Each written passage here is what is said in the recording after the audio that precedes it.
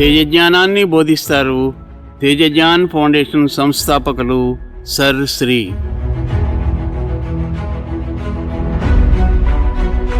Sir Shri గారి సత్యాన్వేషణ ఆయన చిన్నప్పటి నుండే ప్రారంభమైంది. ఈ అన్వేషణలో భాగంగా ఆయన అనేక గ్రంథములను, ధ్యాన పద్ధతులను అధ్యయనం చేశారు. జీవన విధానాలను అర్థం చేసుకోవడం కోసం చాలా కాలం అదే ధ్యాసలో మననం చేస్తూ అన్వేషణలోనే గడిపి చివరిగా ఆయన ఆత్మబోధ పొందారు. ఆత్మ సాక్షాత్కారం తర్వాత ఆయన తెలుసుకున్నదేమంటే ఆధ్యాత్మికంలోని అన్ని మార్గాలను కలిపేది ఒక్కటే, అదే అవగాహన, అండర్స్టాండింగ్. సరశ్రీ ఈ కాలానికి పార్కి అంటే జ్ఞాని.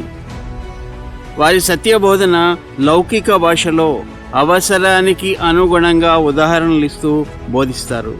ఒకవేళ మీరు అలాంటి జ్ఞానాన్ని ప్రాప్తించుకుందామనుకుంటే ఆ జ్ఞానము సామాన్య జ్ఞాన పరిధికి మించినది, అన్ని రకముల మూఢనమ్మకముల నుండి ముక్తి కలిగించగలిగేది, ఈశ్వర సాక్షాత్కారం కలిగించేది, మిమ్మల్ని సత్యంలో స్థాపితం చేయగలిగిన జ్ఞానము. మహా ఆస్మాని పరమజ్ఞాన శిబిరంలో తేజ జ్ఞానాన్ని ప్రాప్తించుకునే సమయం వచ్చింది.